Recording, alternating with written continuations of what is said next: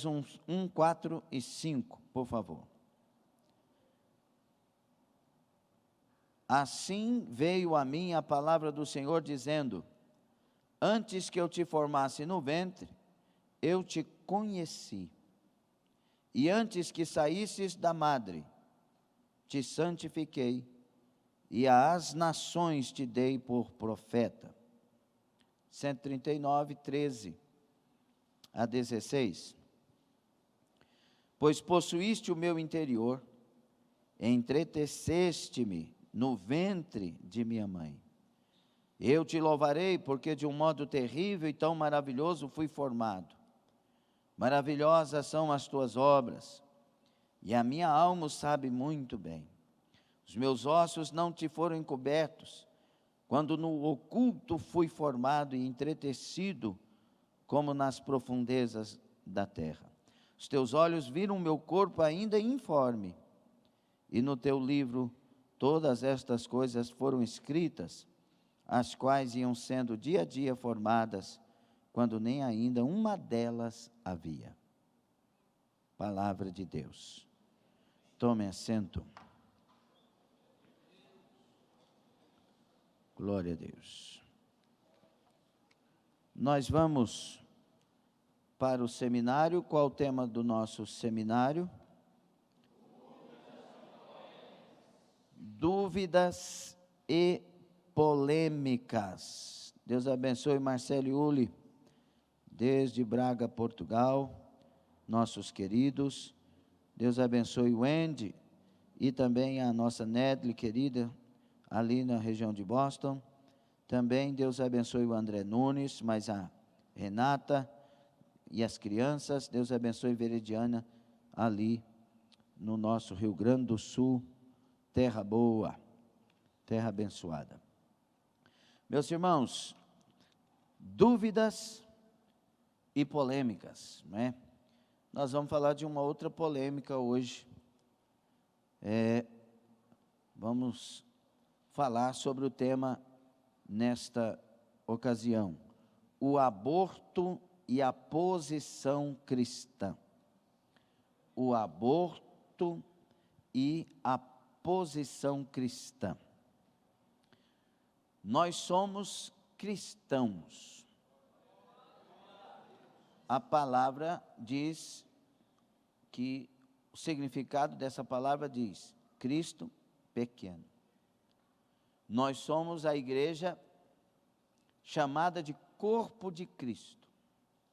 Temos o Espírito de Cristo, a mente de Cristo, o caráter de Cristo, a natureza de Cristo. O Espírito Santo forma Cristo em nós. Jesus Cristo é o nosso modelo incomparável, é o nosso referencial. Jesus Cristo é o alvo das nossas vidas. Sermos como Ele é o propósito de um crente convertido. O padrão de santidade para nós não é o pastor, não é a pastora. O padrão de santidade para nós é Jesus Cristo. Tem muita gente que, se o pastor quer que a gente seja igual a ele, você está enganado. Eu não quero que você seja igual a mim. Você vai sofrer muito. Eu quero que você seja igual a Jesus. Porque esse é o padrão. Jesus Cristo é o padrão. Eu tenho que lutar para ser imitador de Jesus. Você também tem que lutar para ser imitador. Paulo disse isso aos Efésios 5:1, que nós temos que ser imitadores de Deus como filhos amados. Então nós temos que viver uma vida voltada para isso. E sinto muito, mas as pessoas hoje não valorizam e nem priorizam Deus. Nós não estamos valorizando o que temos, e isso é fato. Nós, como cristãos, estamos tendo privilégios que pessoas em outras nações choram para tê-los. Tem pessoas nas nações que, se ganhasse uma Bíblia, eu acho que morreria de emoção. A gente ganha a Bíblia aqui de 269. Uma Bíblia daquela que você ganhou custa R$269 ali na El Shaddai. E a gente leva para casa brincando, acha bom. nós não temos aproveitado o que Deus tem nos dado. Privilégios de mensagens, privilégios de uma igreja livre para adorar, privilégio de cultuar, privilégio de fazer parte integrante, verdadeira. Nós não temos aproveitado isso. Nós temos querido escolher outros caminhos para servir a Deus. Isso revela que nós estamos longe de Deus. Mas, como nós somos cristãos, Jesus Cristo condena o aborto. Diga isso. Jesus Cristo condena o aborto. Nós condenamos. Porque nós imitamos Jesus. O aborto é um dos absurdos que muitas leis no mundo já autorizaram que se faça. Meus irmãos, é algo terrível quando a gente fala sobre aborto, e a gente tem que entrar no mundo do que de fato é essa realidade. Porque são milhares de crianças, por ano, milhões de crianças, que poderiam ter vida, ter nascido e foram mortas. E, a despeito de tanta coisa que certos estudiosos dizem, porque tem outros que não concordam também, o aborto é uma agressão que fere a criança no feto. A pessoa que concorda em abortar, ela concorda em matar. A ferida de alguém que abortou é maior do que a ferida, irmãos, que a pessoa possa imaginar com a vida. A pessoa que abortou, ela sempre sabe, sempre está lá. Uma vida foi interrompida e eu fui a causa. Claro que Jesus tem perdão, e no trabalho de libertação, quando alguém abortou, tem que fazer uma oração específica com aquela pessoa, porque marca a alma. Foi uma agressão à vida. Então nós vamos falar um pouco sobre aborto, pode ser? O tema do aborto implica agressão à dignidade humana e a inviolabilidade do direito à vida. Em nossos dias, muitos segmentos da sociedade se mostram favoráveis ou simpatizantes à prática do aborto. Acerca do assunto, a Bíblia assegura que Deus é o autor e a fonte da vida. Gênesis 2:7, João 12:10. E somente Ele tem poder sobre a vida e a morte. 1 Samuel 2:6. Nesta lição vamos abordar o conceito de aborto, o embrião e o feto como seres humanos, e os tipos de aborto e suas implicações éticas. Temos que estudar sobre isso também com a lembrança de Paulo escrevendo aos Efésios no capítulo 5, que nós somos aqueles que não concordamos com as obras das trevas e nem sequer propagamos elas. Se nós concordarmos, nós estamos errados juntos. Então, além de não concordar, nós também condenamos essa prática. E nós temos que fazer isso abertamente. Diga amém. Amém. Sabe por que você disse amém? Porque sua mãe não te abortou.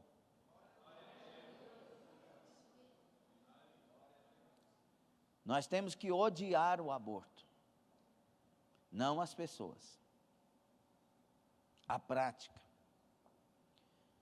O ponto central vai ser a dignidade humana e o direito à vida, são princípios fundamentais da fé cristã. Quantos milagres Deus fez? Com gravidez, muitas gravidez difíceis, que o médico condenou, falou que não tinha jeito, a pessoa orou a Deus, insistiu e nasceu uma pessoa abençoada. Sim ou não? Ô Jefferson, Deus te abençoe, viu? Bem-vindo. Saudade de tu. Curiosidades auxiliares para nos ajudar aqui um pouquinho para entender sobre a questão do aborto. Isaías profetizou a respeito de um rei chamado Ciro, cerca de 150 a 200 anos antes da existência dele. Deus usou Isaías e falou a respeito dele. Isaías 44, 28 e 45, 1, o profeta cita especificamente o nome de Ciro, ligando-o à futura restauração de Israel e às fundações da construção do templo, que na época de Isaías nem havia sido destruído. Entretanto, Isaías desempenhou o seu ministério entre 739 a 681 a.C., ao passo que Ciro veio a ser rei da Pérsia em 539 a.C. Então, uma lacuna de 150 a 200 anos, e Deus falou o nome: eu usarei Ciro, meu servo. Ele chama Ciro de servo não porque era convertido, mas porque obedeceria, faria a vontade de Deus. E aí, meus irmãos, as pessoas que aprovam o aborto, elas dizem que a vida só vem a partir de tantas semanas. Bom, para Deus veio 150 anos antes, no mínimo. Só nessa passagem. A vida veio 150 anos antes de passar pelo ventre. Imagine, por exemplo, a mãe de Sansão, a esposa, a mãe de Sansão, ela recebe um anjo, o anjo fala para ela: você vai ser mãe. Ela era estéril. Você vai ser mãe. E o menino que vai nascer, quer dizer, Deus sabia que já era um menino, mas ela também não estava grávida. O menino que vai nascer do teu ventre será nazireu desde o ventre.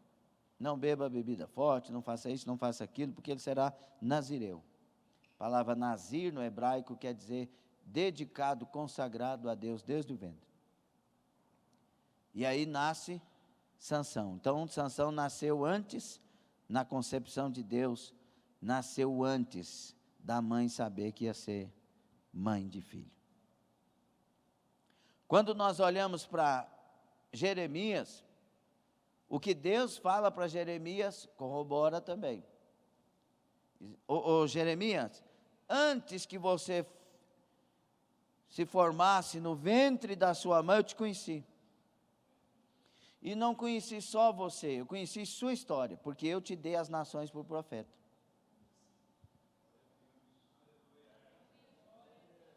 Davi, no Salmo 139, que revela e exalta o Deus soberano, onipotência, onipresença, onisciência de Deus.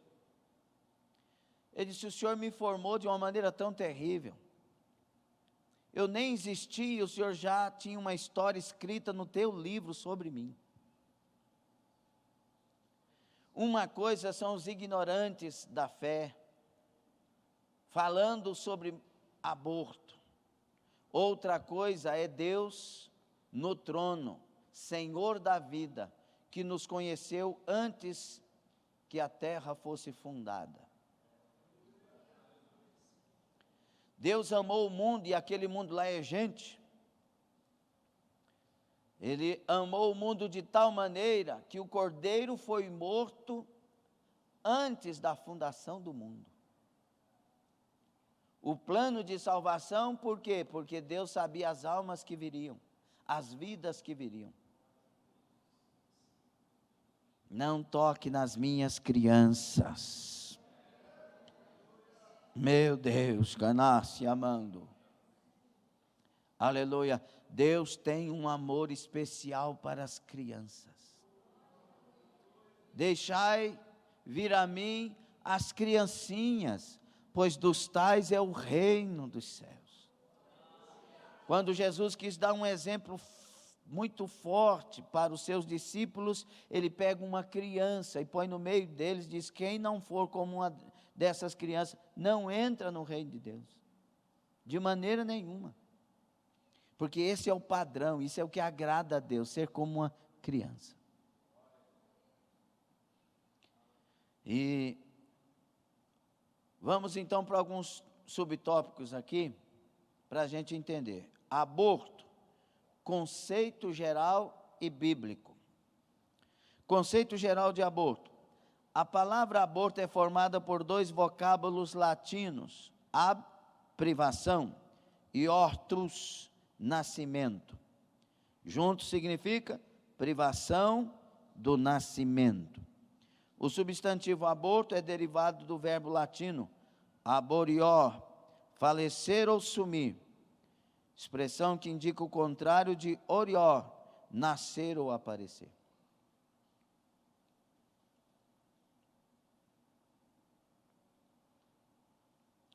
Assim, conceitualmente, o aborto é a interrupção do nascimento por meio da morte do embrião ou do feto. Essa interrupção pode ser involuntária ou provocada. Sabe por que às vezes a gente vai falar sobre aborto e fica meio chateado? Porque tem muita gente que se diz pastor, se diz cristão, que está votando no comunismo, que é contra o que nós pregamos. Contra assim, abertamente. Eles são a favor do aborto. E ridicularizam, né? Teve umas feministas que foram para a frente de uma igreja na Argentina, igreja católica, e ela se fez como Maria, ela se fez como estava grávida, como Maria, a mãe de Jesus, o histórico, Jesus histórico, e ela fez ali um aborto diante da igreja católica, ridicularizando, dizendo que Maria poderia ter abortado Jesus. E são os movimentos que muitas das nossas irmãs apoiam porque acham que elas estão certas por dizer isso ou aquilo. Deus está certo. Nós estamos errados. A palavra está certa. Nós estamos errados. Brigue com Deus e o seu futuro não será bom. Ame o Senhor e tome para si as suas palavras. Com certeza tem um céu te esperando. O aborto no contento legal. O Código de Hammurabi, 1810 a 1750 a.C., condenava o aborto. No Código de Napoleão, 1768 a 1821, era crime hediondo. No Código Criminal do Império do Brasil, em 1830, era proibido. Hoje, a legislação brasileira permite apenas nos casos de risco de morte à mulher, estupro e enencefalia. Nos demais casos, o aborto ainda é crime. Artigo 124. No entanto, no Congresso Nacional, projetos de lei tramitam com a proposta de legalizá-lo em qualquer caso. Agora, veja bem, eu citei agora, num desses cultos atrás, o caso da irmã Michele Siqueira, esposa do Cláudio Siqueira. Ela ficou grávida de gêmeos. Um dos gêmeos morreu. O médico falou que ela tinha que abortar porque ia prejudicar outra criança, ia matar outra criança e ela ia correr risco de vida, risco de morte. E aí, nós fomos orar na época, buscamos o Senhor, eles creram que Deus ia preservar e Deus preservou e o Aleph nasceu, hoje está um menino bonito desse tamanho. Então, nesse caso, ela poderia ter abortado? Segundo a lei? Sim, mas o Aleph não existiria. E uma consciência também. Mas ela foi guerreira. Conceito bíblico de aborto. Na lei mosaica, provocar a interrupção da gravidez de uma mulher era tratado como ato criminoso. Êxodo 21, 22 e 23. No sexto mandamento, de Êxodo 20, 13, diz que o homem é proibido de matar. Não matarás. O que significa literalmente não assassinar. Os intérpretes do Decálogo concordam que o aborto está incluso neste mandamento. Assim, quem mata o embrião ou o feto peca contra Deus e contra o próximo. Todos concordam? Quarto, o aborto na história da igreja. O ensino dos 10 apóstolos do século I, que chama Didaquê, que é uma maneira de interpretar, condena o aborto. Está escrito: não matarás o embrião por aborto e não farás perecer o recém-nascido. Didaquê 2:2. O apologista Tertuliano, 150 a 220 pós-Cristo, ensinou que a morte de um embrião tem a mesma gravidade do assassinato de uma pessoa já nascida e que quer impedir o nascimento. Quem quer impedir o nascimento está cometendo um homicídio antecipado. Isso é fato. Concordam? O polemista Agostinho, 354 a 430 depois de Cristo, e o teólogo Tomás de Aquino, em 1225 a 1274, consideravam pecado grave interromper a gestação e o desenvolvimento da vida humana. Aborto na história da igreja, o que diziam os teólogos e os pais da igreja. O aborto é a interrupção involuntária ou provocada do embrião ou feto. Tem uma palavrinha para aborto também, feticídio. O aborto é conhecido também como feticídio, definido por Wise, o dicionário, como o crime no qual, através do aborto provocado, ocorre a morte do feto que se presume com a vida. Se nos dermos ao trabalho de examinar a etimologia do vocábulo feto, constataremos que o aborto é um crime não somente hediondo, mas tremendamente covarde. O que é covardia? É porque a criança não tem como se defender. A força contra ela é extrema. E ela tem um filme muito legal, eu tentei lembrar o nome dele, não me lembrei, de uma pessoa que era cristã no filme, mas ela trabalhava numa empresa de aborto, e tinha um povo lá fora, cristãos, orando para que aquela clínica fechasse. O milagre da vida, perfeito, é isso aí. O milagre da vida. Eu sei que no final essa pessoa assiste um aborto. Ela era contratante. E ela assiste um aborto. E quando vai fazer o aborto, que eles levam o aparelho de sugar a criança, ela observa que a criancinha foge daquele aparelho, dentro do ventre. E ela vai tirando o corpinho dela, e o aparelho vai buscando até que puxa uma perninha, a perninha... Aí vai puxando os pedaços de uma criança. Então, não tem outra interpretação. No latim, a palavra fetus significa pequenino. O dicionário latino-português de Saraiva define a palavra simplesmente como filho no ventre. Filho no ventre. O teólogo americano William Lane Craig aprofunda-se no significado do termo. Assim como eu digo, parece virtualmente inegável que o feto, que é apenas a palavra latina referente a pequenino, é um ser humano nos primeiros estágios do seu desenvolvimento. Seja um pequeno, um recém-nascido, ou um adolescente, ou um adulto, ele é, em cada período, um ser humano nos diferentes estágios do seu desenvolvimento. Claudionor de Andrade, nosso teólogo, pastor. E é fato, sim ou não? Não estou ouvindo vocês.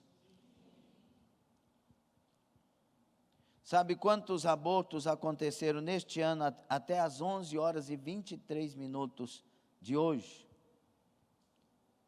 Até hoje, 235 dias, né, do ano. Nós estamos em agosto, hoje é dia 23. 235 dias do ano. Nesses 235 dias deste ano morreram, ou foram abortados, 27.457.486 crianças. Em nome da lei. Então, isso por dia, eu fiz a conta, dá 116.840 abortos por dia. 116.840 lesões na mente da mãe. Traumas, angústias, peso que vai achatar a pessoa depois. Eu já fiz trabalho de libertação com pessoas que confessaram o aborto. Teve pessoas que confessou soluçando, sentindo-se a pior pessoa do mundo. Tipo, por que fiz? É que na hora, o que fala mais alto na pessoa é a condição dela diante dos outros. As feministas dizem que o corpo é dela, ela faz o que quiser, só que o corpo da criança não é dela. E teologicamente, a criança não é nossa, do Senhor são as crianças. Os nossos filhos são herança do Senhor. Ele é o dono dos nossos filhos. Cuidado. Então, meus irmãos, entendamos aqui uma coisa. Nós tivemos 27.457.486 abortos até esse horário. Então, quantas pessoas morreram? Vou repetir, você preste atenção, por gentileza. Nós tivemos 27.457.486 abortos. Quantas pessoas morreram? Errado. 457.486 foram gerações. 27 milhões de gerações. Se o Gonçalo tivesse sido abortado, 9 filhos não teriam vindo à vida. Não foi só o Gonçalo que teria sido abortado. Seria ele mais 9 filhos. E os 9 filhos teriam os seus filhos. Então não é 27 milhões de abortos. É bilhões de pessoas que foram mortas. Concorda? Eu odeio o aborto. Você não? Eu estou aqui falando com você nessa noite porque minha mãe jogou 3 injeções fora.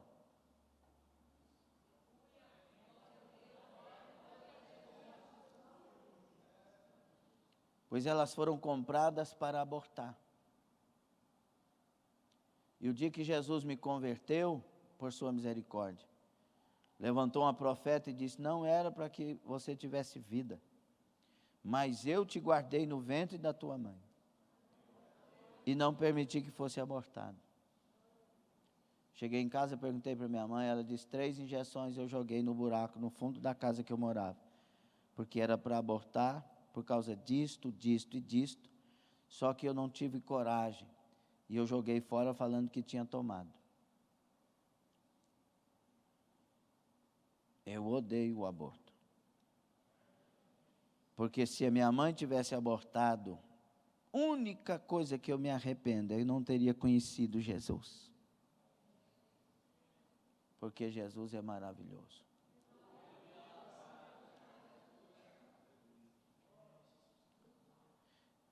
O que é que nós estamos fazendo contra esse assassinato de milhões e bilhões?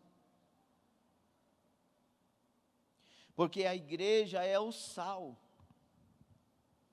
é a luz, é o equilíbrio. Irmãos, se nós nos acordássemos ou fôssemos acordados pela realidade de sermos igreja, nossas redes sociais teriam sido mudadas em tudo. Nossas brigas não seriam as mesmas. Nossas mágoas não seriam as mesmas. Porque estaríamos ocupados com uma obra tão forte, tão tremenda, de alcançar vidas e de mudar vidas, principalmente a partir do testemunho, que nós teríamos postagens diferentes e atitudes diferentes. O embrião, subtópico 2. O embrião e o feto são um ser humano. Fecundação, embrião e feto são os nomes de 3 etapas da gestação. Quando começa a vida? Pergunta e a discussão, objeto de debates e debates e debates e debates e debates. Muitos cientistas concordam que a vida tem início na fecundação, quando o espermatozoide e o óvulo se fundem, gerando uma nova célula chamada zigoto. Outros defendem que a vida inicia com a fixação do óvulo fecundado no útero, onde recebe o nome de embrião, período entre o 7º e o 10º dia da gestação. Outros apontam o começo da vida por volta do 14º dia, quando ocorre a formação do sistema nervoso. Tem ainda os que indicam o começo da vida quando o feto tem condições de se desenvolver fora do útero por volta da 25ª semana da gestação. E também os que defendem a ideia de que a vida só se inicia por ocasião do nascimento do bebê. São as diversas interpretações. O que diz a Bíblia? Como as respostas humanas têm sido controversas, o cristão deve buscar a verdade na revelação divina, na revelação da palavra. E a palavra de Deus ensina que a vida inicia na fecundação. A vida para nós, percebam isso. Engravidou? Tem vida. Tem vida. Tem vida, acabou. Por isso que tem métodos que devem ser evitados, porque tem métodos que matam quando fecunda. A Bíblia diz que a vida começa exatamente na fecundação. Agora, o que nós lemos, para nós a vida começa quando engravida, para Deus a vida começou desde que Ele existe.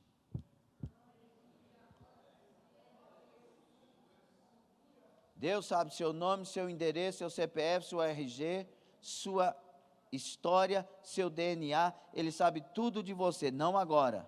Ele sabe isso desde a eternidade.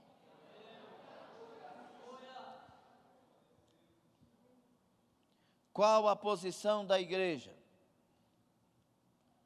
Apoiada nas Escrituras, a Igreja de Cristo defende a dignidade humana desde a concepção. Ensina que a vida humana é sagrada e não pode ser violada pelo homem.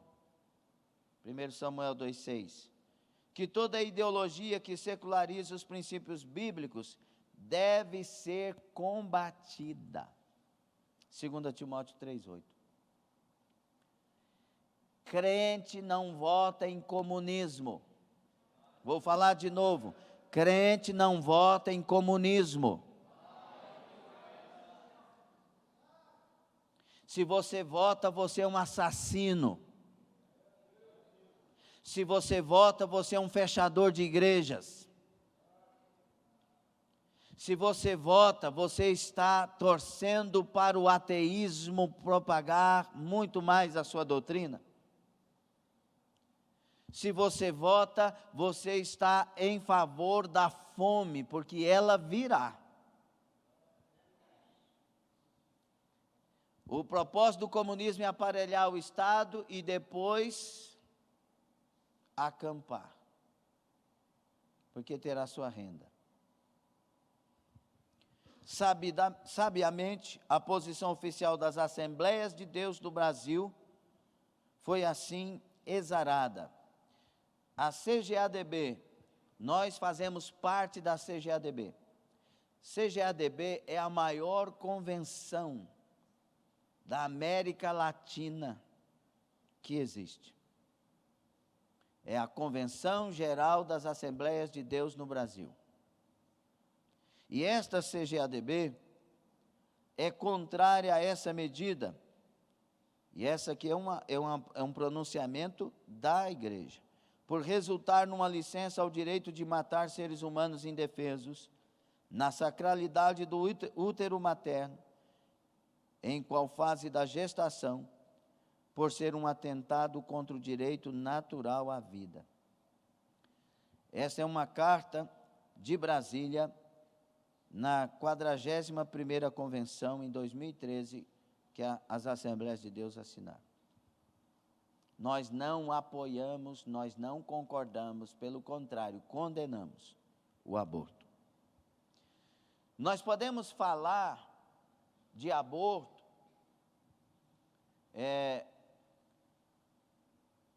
mas pastor, se a pessoa, por exemplo, se a pessoa for estuprada por um marginal, deve abortar ou não? Teve aí um drama todo com relação a uma criança abortar, uma menina de 12 anos. Deve abortar ou não? Qual que é o entendimento da igreja teologicamente? Deus é que dá a vida ou não? É sim ou não? Sim. Então, quando ela engravidou, o que foi?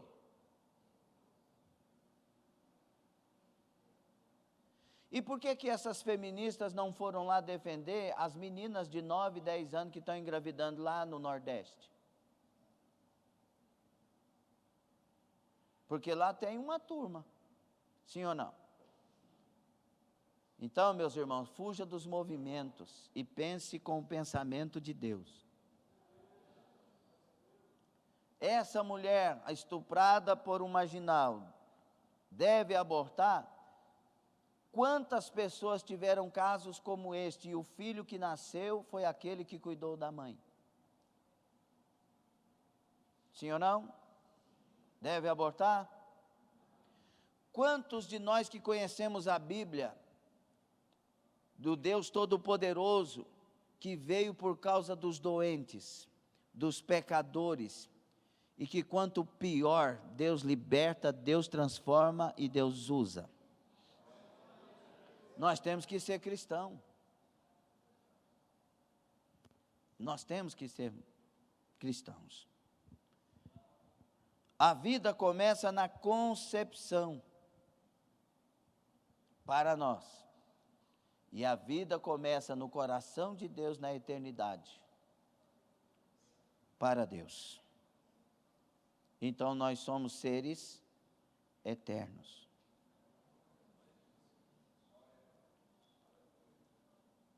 Nós voltaremos para a eternidade, nós que nascemos. E nós prestaremos contas na eternidade. E como eu estava dizendo, pessoas abortam porque querem esconder dos pais, não querem enfrentar o vexame. Abortam porque a sociedade não iria entender. Como que eles me veriam grávida? Então, por causa de si, do seu orgulho, da sua vaidade, mata uma criança. Para se livrar. Agora, falando abertamente, até em grosso modo, na hora que foi deitar com o camarada, a culpa foi de quem? Eu odeio essa criança porque ela veio numa hora indesejada. E quem provocou? Foi a criança? Tem umas mães que não amam os filhos porque eles vieram em hora indesejada. Tem pais que rejeitaram filhos porque vieram em hora indesejada. Esse filho tem culpa? Essa filha tem culpa? Ou essas pessoas que não têm caráter têm culpa? Não, aí em nome de esconder o pecado, a prostituição, aborta. Só que tem uma conta para acertar na eternidade. Eu fico imaginando como será, e eu gostaria que ninguém ficasse dando gracejo não, porque eu estou falando de algo triste, estou falando de morte. Eu fico imaginando como que vai ser o julgamento de uma pessoa que abortou e não se arrependeu, e não foi tratado e perdoado. Fulana de tal, vem à frente. E aproveita e vem aqui. Aquele que na época que ela vai ser julgada por algo aqui, de aborto, naquela época você foi o mentor e o parceiro. Vem cá. Vocês não estão sendo condenados primeiro por ter tirado uma vida. Vocês estão sendo condenados por terem matado, assassinado várias gerações que viriam através dessa vida. Vocês não mataram uma pessoa, vocês mataram 1 milhão de pessoas. Vocês mataram 20 mil pessoas. Vocês mataram 40 mil pessoas, que era a geração do que estava vindo no ventre.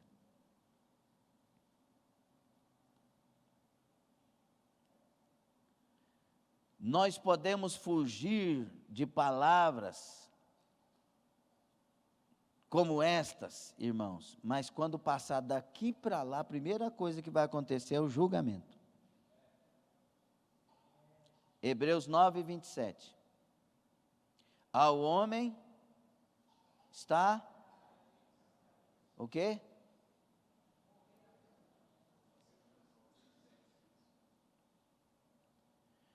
Só existe uma morte, seguindo-se após isso o juízo. E Paulo escrevendo aos Romanos, no capítulo, se não me engano, 12, 14 ou 14, 12, né? Veja aí, por favor.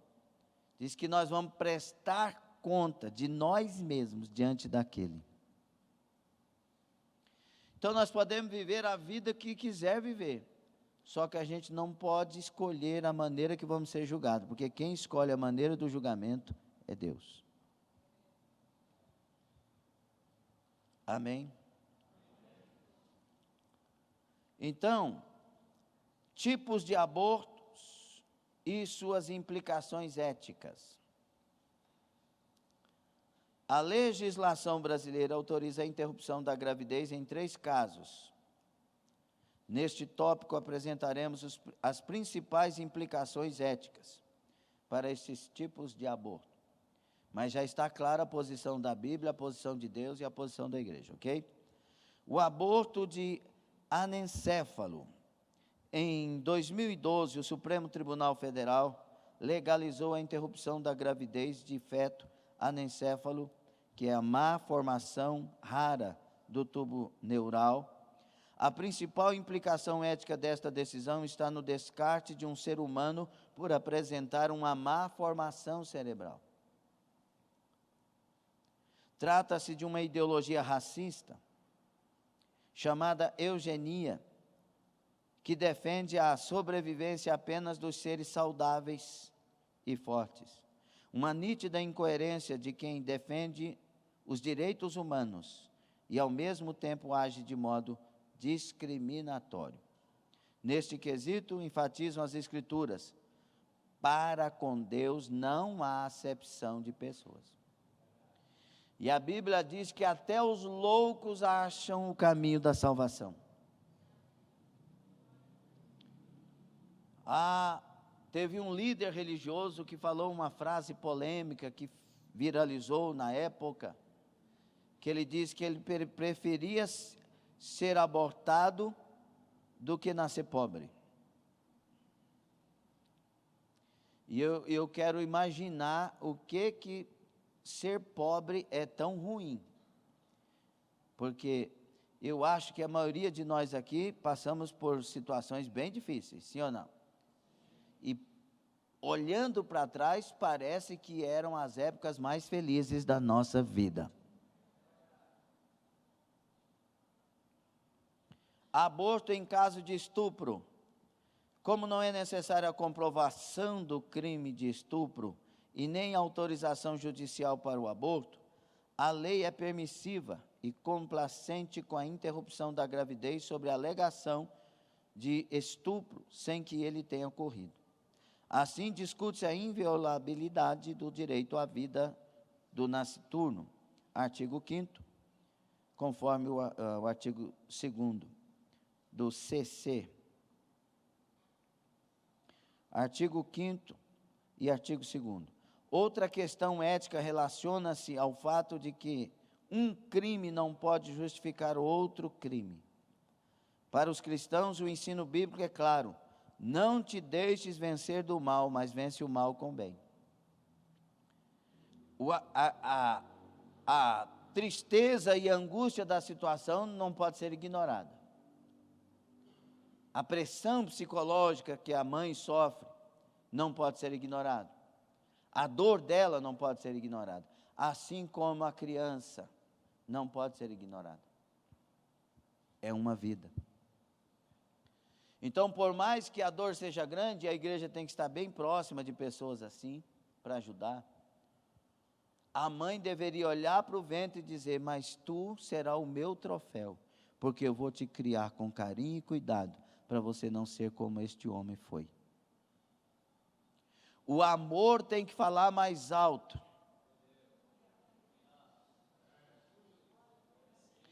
O que é uma das coisas mais difíceis hoje.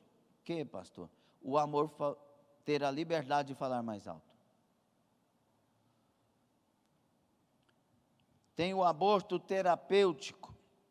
Procura-se justificar clinicamente esta ação sob a alegação de que a vida de um adulto tem maior valor que a de um ser em gestação.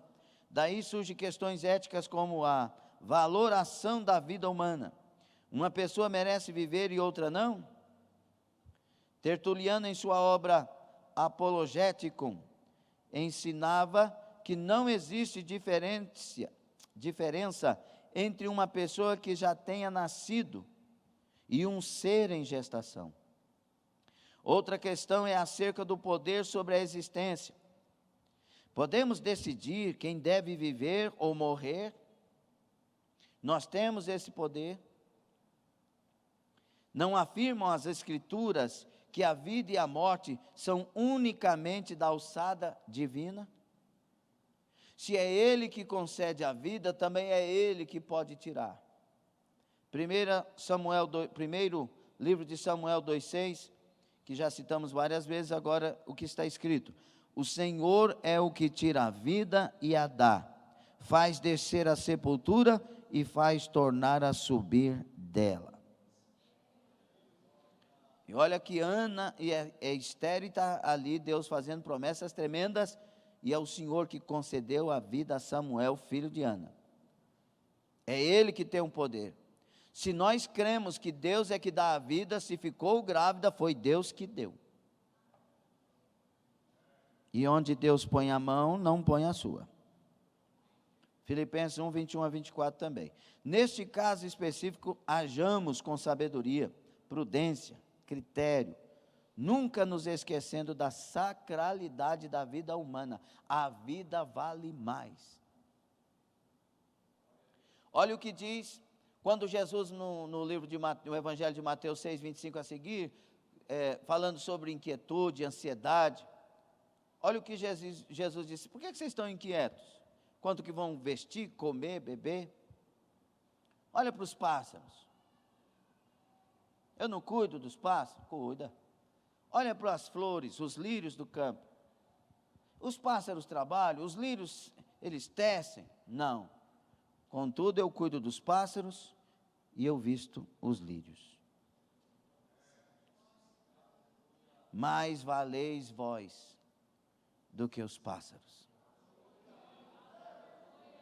Então não se preocupe quanto ao que vocês vão vestir, porque mais vale a vida do que as vestes. A vida, ela vale mais. A vida tem que ser respeitada. Irmãos, nós estamos aqui no número de pessoas. Se o aborto fosse liberado, é bem possível que a maioria de nós não aqui estaríamos. Por que o senhor afirma isso, pastor? Porque a maioria das pessoas, quando engravida, diz: eu não estava esperando, ai meu Deus, o que vai acontecer? E passam 1, 2 semanas perturbadas.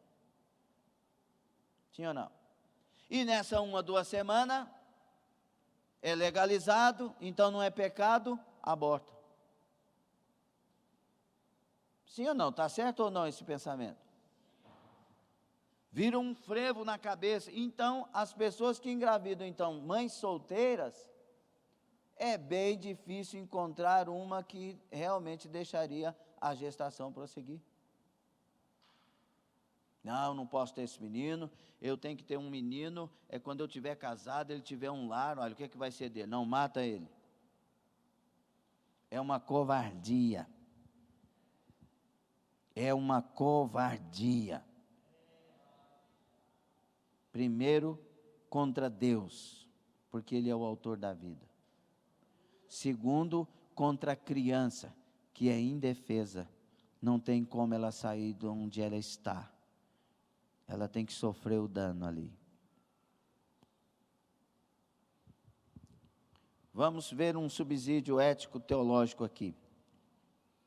Em face dos avanços médicos e científicos, a Igreja posiciona-se favoravelmente às técnicas reprodutivas que não atentam contra a pureza da relação sexual monogâmica, desde que a fertilização, processo no qual tem início a vida humana, ocorra no interior do corpo da mulher e os gametas utilizados pertençam ao próprio casal. As técnicas em que a fertilização ocorre fora do corpo da mulher, com a respectiva manipulação do embrião, são condenáveis por desrespeitar o processo de fecundação natural que deve ocorrer no interior do ventre materno. Além de esses procedimentos exporem os embriões ao risco de serem descartados, criopreservados ou utilizados em experimentos, podem possibilitar a comercialização de corpos e de almas, atitude essa escatologicamente prevista e condenada nas Escrituras. Condenamos as técnicas reprodutivas que requerem o descarte de embriões e doação. Rejeitamos a maternidade de substituição, mediante na qual se doa temporariamente o útero, por ferir a pureza monogâmica. Não admitimos a reprodução post-mortem, em virtude de cessação do vínculo matrimonial. A mulher casada está ligada pela lei todo o tempo em que o seu marido vive, mas se falecer o seu marido, fica livre para casar com quem quiser, contanto que seja no Senhor, diz a palavra de Deus. E essas declarações que eu li nesse subsídio são declarações de fé das Assembleias de Deus. É a posição de uma igreja, mediante a situação. Então, meus irmãos, a valorização da dignidade humana, o direito à vida e o cuidado da pessoa vulnerável são princípios e doutrinas imutáveis do cristianismo. Ninguém protege aquela criança, alguém tem que proteger. Por isso que movimentos como este do filme... Não, qual o nome do filme? O Milagre da Vida, 40 dias. Esse movimento contrário ao aborto, eles têm que acontecer de maneira pacífica. O filme é muito sugestivo porque as pessoas ficavam ali, eram rechaçadas, mas continuavam amando e orando. Quando chegava uma grávida que elas sabiam que era para abortar, elas já começavam a tentar segurar ela antes. Você vai fazer? O que está acontecendo? Nós podemos te ajudar. Por quê? Além de livrar uma criança da morte, um adulto da morte, uma geração da morte, está livrando uma mãe de traumas terríveis. Estamos falando sobre isso aqui. Se tem alguém que abortou e está aqui ouvindo esta palavra, ou está pela internet, ou estará, procure um líder espiritual para você confessar isso, e que esse líder ou esta líder espiritual ore por você, ministrando de Deus o perdão e a libertação desses traumas, pois isso é necessário. Uma das perguntas quando você vai fazer um trabalho de libertação com uma pessoa: você tem mágoas? Você abortou alguma vez? Você teve um encontro real com Jesus? Como é que está a sua vida com relação à fé? Porque essas coisas atrapalham e muito a libertação, e ela não acontece enquanto não há uma confissão, enquanto não houver um perdão, e enquanto não houver uma posição em Cristo, não haverá libertação. A libertação não vem por oração e nem vem por palavras. Quero que você entenda isso. Pela oração existe a expulsão. Sai demônio, ele sai. Só que a pessoa, quando sai lá na porta e volta à mesma vida que vivia, o demônio volta com mais 7. E o último estado é pior do que o primeiro. Por isso, quem faz trabalho de libertação não deve fazê-lo se a pessoa ainda não teve um encontro com Jesus. E aí, deve levar as pessoas ao encontro com palavras bíblicas dos céus, até que a pessoa tenha um encontro. Então, o que liberta a pessoa são as palavras? Não, não são. É onde eu quero chegar. O que liberta a pessoa é quando ela verdadeiramente se posiciona em Cristo Jesus. Então, as palavras são para levá-la àquilo que a liberta. Se ela receber as palavras, praticar as palavras, e de verdade fazer aquilo, então, com certeza, liberta. Porque eu somente serei todo liberto quando eu me tornar todo de Cristo. Eu somente serei todo liberto quando me tornar todo de Cristo. Tem gente que é todo de uma igreja, de uma religião, de uma sociedade cristã, mas não é todo de Cristo. A libertação vem quando eu sou todo de Cristo. Porque para isto manifestou o Filho de Deus, para destruir as obras do diabo. Então, meus irmãos, 1 Timóteo 4, 1 e 2 diz: mas o Espírito expressamente diz que os últimos tempos apostatarão alguns da fé, dando ouvidos a espíritos enganadores e a doutrinas de demônios, pela hipocrisia de homens que falam mentiras, tendo cauterizado a sua própria consciência. Cuidado com as leis que estão vindo por aí.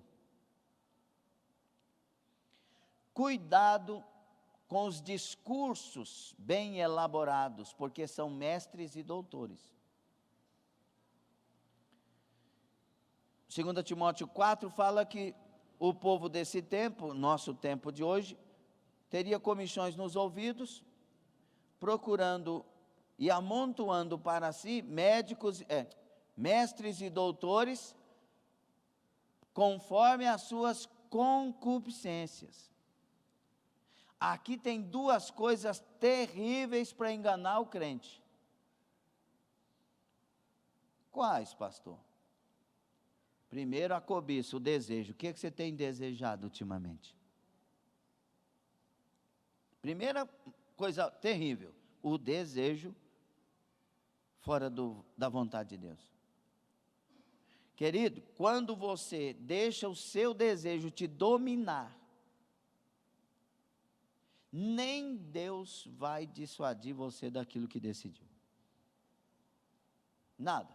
Palavras mais ungidas, palavras mais bem elaboradas, tudo um mover de Deus, uma revelação num sonho de Deus claro e tal, a pessoa vai levantar e não vai atender, porque o desejo domina a pessoa. Por isso tem duas coisas sobre o desejo que domina: dardos inflamados do inimigo. O que são os dardos inflamados? Soldados romanos pegavam aquela flecha com fogo na ponta, e onde batia a flecha fazia e o fogo pegava. Dardo inflamado é a seta do inimigo incendiando a carne, o corpo, e incendiou, acabou. Aí é só a misericórdia de Deus. O camarada que quer adulterar, ele vai lá e vai adulterar.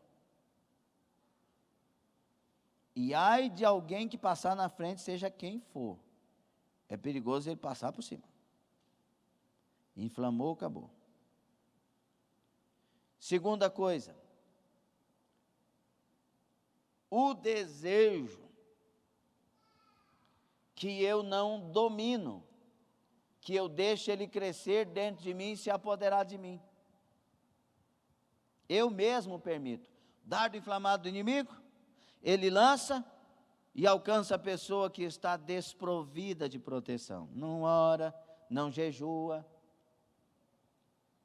não tem santidade diante dos olhos de Deus, porque diante da igreja muitos têm, mas tem que ter primeiro diante dos olhos do Senhor. Você pode falar mal das pessoas fiéis na terra, isso não mudará a regra, a realidade e os mandamentos do Senhor. Isso não vai aliviar para o seu lado. Você tem que olhar para a Bíblia e procurar imitar Jesus Cristo. Ou não é isso que a palavra diz? O desejo segundo é aquele que vem para o coração, a pessoa vai deixando, vai esfriando, vai gelando. E daqui a pouco chega a dizer que não tem interesse, cauterizou a mente. Tem problema, é amor, Deus ama. Deus está no amor. Não, Deus não está no amor, Deus é amor. E o amor de Deus é doutrinado.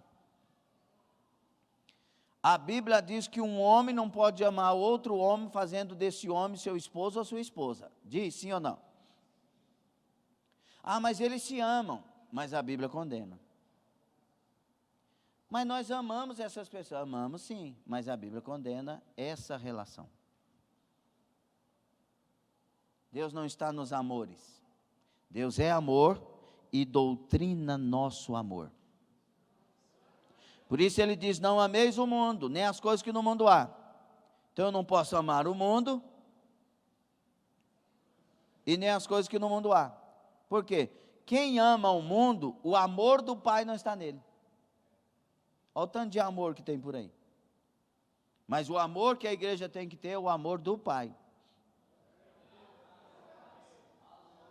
Por isso, Gênesis 4:7, você vai ver Deus falando com Caim, mas não consegue dissuadi-lo. Não consegue mudar o desejo dele. Deus não, até parece uma heresia, né? Falar que Deus não consegue. Ele não é todo poderoso, mas Ele deu livre-arbítrio. Deus fala, ô Caim, não faça isso, o pecado jaz na tua porta. Fecha a porta para o teu pecado. Tem até um livro que fala, fecha a porta na cara do diabo, que usa esse versículo. Muitos anos atrás eu li um livro desse. Então, Caim, cabe a você dominar o teu desejo, diz o Senhor. Senão ele será contra você. E de fato foi, porque Caim vira as costas para Deus, vai lá e mata Abel. Deus mudou ele de ideia, porque ele deixou o desejo dominar o coração dele. E Deus está falando conosco sobre isso. Cuidado com o desejo que chegou aí. Se Deus não aprova, não faça teste com ele, não analisa ele, joga logo na lata do lixo. Escutou ou não? Cuidado com o desejo que chegou aí. Se Deus não aprova, se a palavra de Deus condena, se isso é errado, não analisa, não pensa, não para meditar sobre isso, joga na lata do lixo.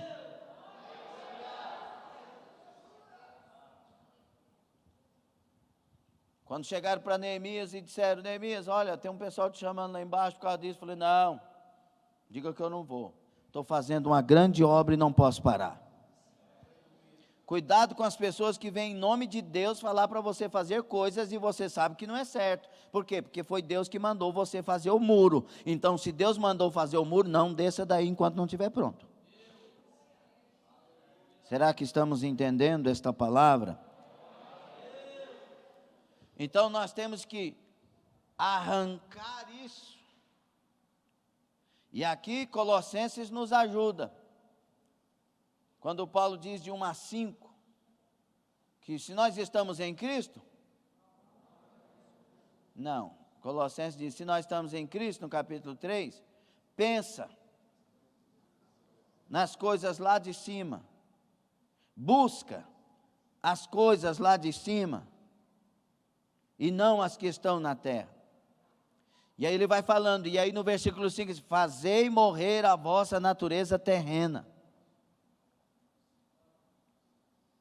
Fazei morrer a vossa natureza terrena.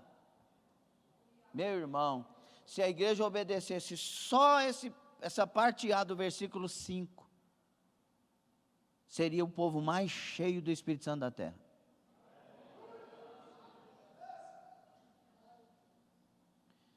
Fazei morrer a vossa natureza terrena. Eu quero vingança, mas Deus não aprova, está perdoado. Eu tenho todo o direito de magoar, mas Deus, para não magoar, lava meu coração e perdoa.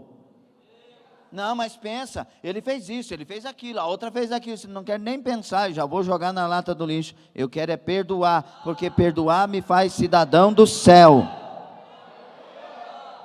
Não vacila com a fé, não vacila com as coisas de Deus, não brinque com isso. Dá uma angústia na alma da gente, querido, porque eu tenho 21 anos de pastorado. Quantas pessoas Deus falou abertamente, mas hoje elas estão na amargaça da vida. Pessoas que foram obreiros, obreiras, mas quiseram ter razão, não foram ensináveis, não se fizeram como discípulos, e entristece a nossa alma. Pessoas que fazem às vezes o pastor passar uma noite chorando. Interessante que uma vez uma dessas pessoas, era até obreiro na época, fez uma coisa lá errada. Aí ele sumiu, apareceu depois. E aí eu falei para ele, meu filho, só eu e ele, você me fez passar uma noite inteira aqui chorando por causa da sua vida. Falou, para que o senhor fez isso?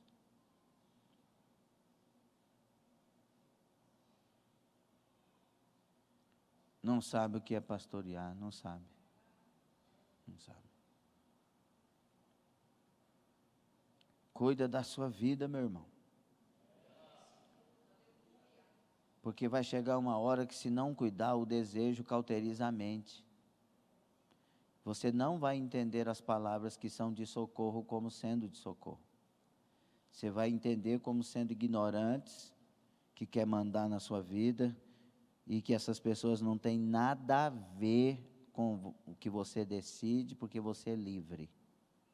Agora, o discípulo é diferente. Ô pastor, ô pastora, ô meu irmão, ô minha irmã, obrigado por você preocupar comigo. Você abriu meus olhos. Eu vou buscar mais o Senhor, me ajuda em oração. Esse é o discípulo. É diferente. E por que nós estamos falando sobre todas estas coisas? Num tema como o aborto. Porque os mestres e doutores e as mestras e doutoras se levantarão para defender a causa. E aí eu não estou aqui para ouvir palavras bem colocadas.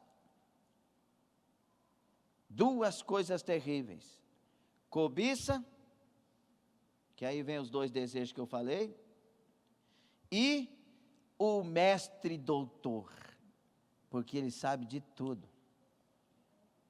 Ele é o cara da área que você deseja. Se o desejo é desenfreado, é errado, é um desejo de engano, tudo o que você quer é alguém que concorde com ele. Você não quer pessoas que discordem dele, sim ou não? Então, quando você ouvir um mestre e um doutor que fala aquilo, que aprova o que você sente, você vai aplaudir. E dizer, agora eu achei um pastor. Agora eu achei quem ouvir. Porque esse aí é cabeça. Esse entende. Não me ouça e não ouça eles. Ouça a Bíblia. Veja se o que eu estou falando e o que eles estão falando é bíblico. E se Deus faria, se Jesus faria, se Jesus seria. É isso que nós temos que fazer. Porque nos últimos dias muitos vão apostatar da fé. E apostatar, para entender dentro do texto, é tomar uma fé para si do jeito que se pensa. Porque apostatar da fé é afastar da fé legítima para uma fé que eu criei. E é o que a igreja de hoje está fazendo. Muitos apostatarão da fé. Mas a palavra de Deus diz que nesses últimos dias o Senhor derramaria do seu Espírito sobre toda a carne. A respeito à vida humana, o respeito à vida humana é uma premissa forte dentro do cristianismo. E a mais divina afirmação: a vida é uma graça fornecida por Deus. Nós chamamos a vida de dom de Deus, o dom da vida. Deus me deu o dom da vida.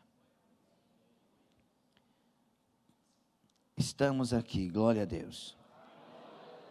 Nesse sentido, o princípio constitucional da dignidade humana é irrenunciável e está totalmente vinculado ao direito à vida. Portanto, isso não é facultativo aos seres humanos. A vida deve ser apreciada como um bem sagrado. Deus ama a todos os seres humanos incondicionalmente. Por isso, Ele deseja que todos tenham vida e vida em abundância. Porém, Ele odeia o pecado, inclusive o do aborto. O sexto mandamento que nós citamos diz: não matarás. Ele não permite matar, não permite assassinar, não permite destruir. Aliás, quem veio fazer isso foi o próprio diabo. Ah, mas lá no texto, pastor, não tem a ver com o diabo de João 10:10, porque o contexto está falando do pastor e daquele que não é pastor, a fraude de ser um pastor. É o lobo, pastor. E o diabo não mata, não rouba e não destrói. Ele está ao derredor procurando quem possa tragar. Isso é matar, roubar, destruir. Tá bom?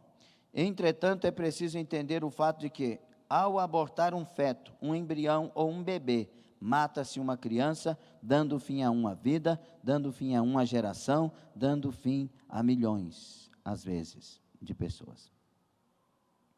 Então, irmãos, há um mar de sangue de gerações quando se pratica um aborto. Várias vidas que viriam são ceifadas por este ato homicida. Esta efusão sanguínea aniquila os projetos até a 4ª geração. Ao analisar Êxodo 20, de 5 e 6, observa-se que as consequências do pecado atingem os entes mais queridos. A consequência dos pecados atingem nossos filhos e a geração dos nossos filhos. Eles não vão pagar por nossos pecados. A Bíblia é clara nisso. Mas vão sofrer por causa dos nossos pecados. É hora de mudança. A área teológica é a mais emblemática para o referido tema, pois o aborto é semelhante à adoração ao deus Moloque e Milcom, ou Milcom. Tem os dois nomes nas traduções. Aliás, a palavra Moloque foi que originou a palavra Moleque. Um cristão não chama seu filho de moleque, não chama a sua filha de moleca. É um deus pagão. E esse deus era o deus do aborto. Ele era como uma fornalha que tinha até suas mãos estendidas e os pais ofertavam seus filhos para serem queimados ali. Esses deuses eram sanguinários e exigiam sempre o sangue das crianças inocentes em troca de seus favores. Prática esta chamada de idolatria, mas Deus já advertia: não terás outros deuses diante de mim. Nós não podemos voltar aos costumes antigos. Nós somos cristãos. Nós temos uma doutrina. E a doutrina não é o dogma da igreja. A doutrina é a Bíblia sagrada do crente. O dogma ajuda no bom funcionamento se eles são saudáveis. Mas o que me leva para o céu é a prática da palavra de Deus. E não esqueçamos o Salmo 127:3, já citado nesse estudo. Eis que os filhos são herança do Senhor, e o fruto do ventre o seu galardão.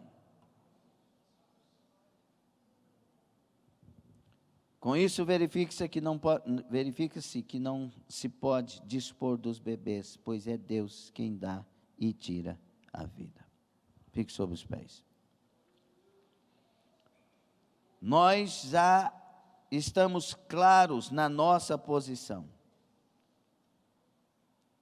Nós somos cristãos, nós não aprovamos o aborto. Escute isso, a posição da Igreja de Cristo contra o aborto é contra a morte, contra o atentado à vida, mas carregado de um pleno compromisso com a mãe que sofre, a família que chora e a criança que vem. É um compromisso de amor. Não é verdade que quando nos posicionamos contra o aborto, estamos nos colocando contra a mulher. Pelo contrário, estamos nos posicionando a favor da vida e da beleza e a alegria da maternidade. Ninguém tem o direito de promover a cultura da morte, do extermínio da vida. Muito menos isso pode ser promovido pelo Estado. Por isso a igreja sempre está na contramão do mundo. Se eles promovem a cultura da morte, nós promovemos a cultura da vida. Amém? Nós vamos orar.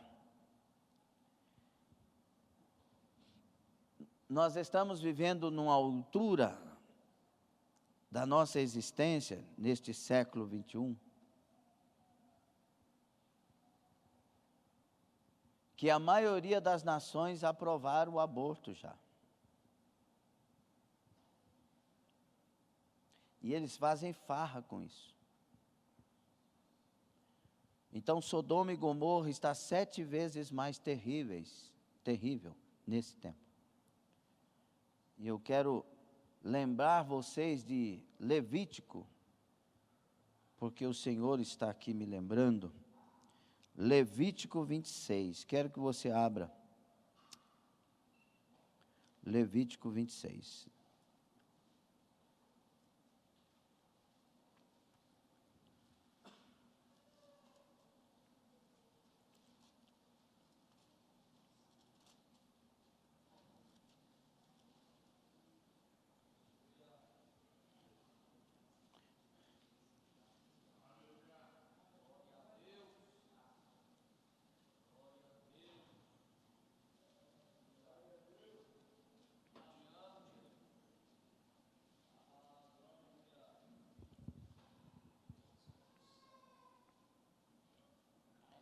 Levítico 26 é semelhante a Deuteronômio 28.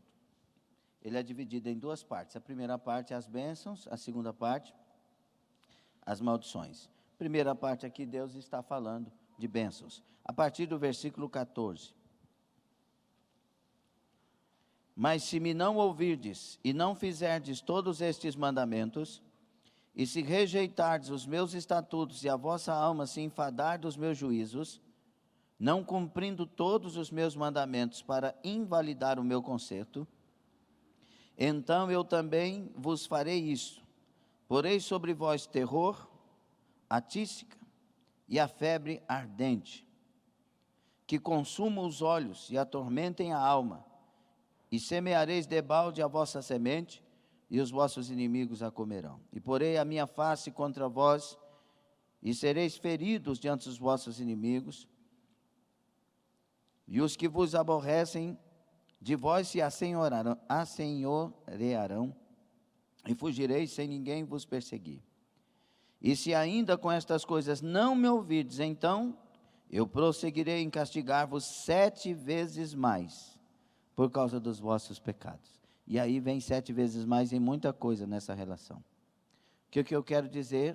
O que o Espírito me inspira para dizer? Quanto mais rebeldia, mais males. E aqui, Deus não está falando com o mundo secular desse tempo. Não, está falando com o povo dele. Então eu tenho uma sugestão para nós, igreja. Vamos nos santificar mais. Na terra de Gósen, os males, as pragas não chegam. Sejamos santificados. Sejamos de Deus. Cumpramos o nosso papel com alegria. O que me cabe viver é para a glória de Jesus e eu farei com alegria. Para que a arrogância, a ignorância, a estupidez? É hora de santificação. Santificar é limpar, é purificar, é se consagrar, é se voltar inteiramente para Deus. Não deixe que as coisas piorem para nós, para o mundo vai piorar. Já está marcado, mas para nós não precisa. Porque com o povo de Deus Ele guarda. O povo de Deus, ele tem compromisso com esse povo. Ele não foi nós que exigimos. Ele que por sua misericórdia e bondade falou. E eu estarei convosco. Eu estarei convosco. Por isso que Paulo diz em 1 Coríntios 6,14, que nós não podemos nos colocar em julgo desigual. Porque não tem consenso. Não tem ligação entre nós e a pessoa que pratica esse mundo. A ordem de Deus lá no versículo, nos últimos versículos e principalmente no capítulo 7, versículo 1, é que a gente saia do meio deles e que nos purifiquemos de todo o mal, tanto no corpo quanto na alma, nos santificando para o Senhor. Vamos tomar decisões. Nós não seremos convencidos pelos abortistas. Nós não vamos votar em comunismo. Pastor, mas se eles ganharem, por A mais B alguma coisa, e eles ganharem, nosso papel é orar pelas autoridades, mas não concordaremos com aquilo que a Bíblia não concorda. Oraremos, mas não concordaremos. Nós não podemos obedecer às leis dos homens quando elas são contra a lei de Deus. Então vamos nos levantar. Se a igreja brasileira se levantar, haverá cura para o Brasil. Nós somos a única nação que está segurando alguma coisa boa nesse mundo ainda. Vamos nos levantar. E quando eu digo levantar, não estou falando de greve, não estou falando de nada disso, eu estou falando de santificação. Onde tiver um servo de Deus, a graça de Deus, a glória de Deus, a proteção de Deus vai estar. Do jeito dele, conforme a vontade dele. Vamos orar? Vocês concordam com esse estudo? Se você tem alguma dúvida, me pergunte no particular. Senhor nosso Deus e Pai, ajuda as pessoas que, por um motivo ou outro, praticaram o aborto. Traga a elas o arrependimento, traga a elas o perdão, traga a elas libertação dos traumas e dê novas oportunidades. Abençoa, meu Pai, a tua igreja. Abençoe, meu Deus, o Brasil. Meu Deus, visita as grávidas. Visita todas as grávidas agora. Todo sentimento de aborto, toda indução ao aborto, seja por terra. Guarda as vidas, guarda as crianças, guarda as mães. Meu Deus, livra a nossa juventude do sexo prematuro, do sexo fora do casamento.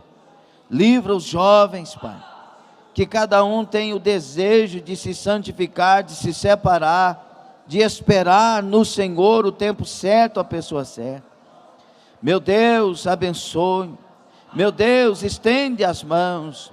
Levanta a igreja, levanta teu povo e abençoe-nos com este posicionamento bíblico, porque só o Senhor dá a vida e só o Senhor pode tirá-la. É o Senhor que fere e é o Senhor que cura, é o Senhor que tira e é o Senhor que dá a vida. Abençoa, repreenda a fúria do mal, em nome de Jesus, e traga a bênção, traga a bênção, traga a bênção.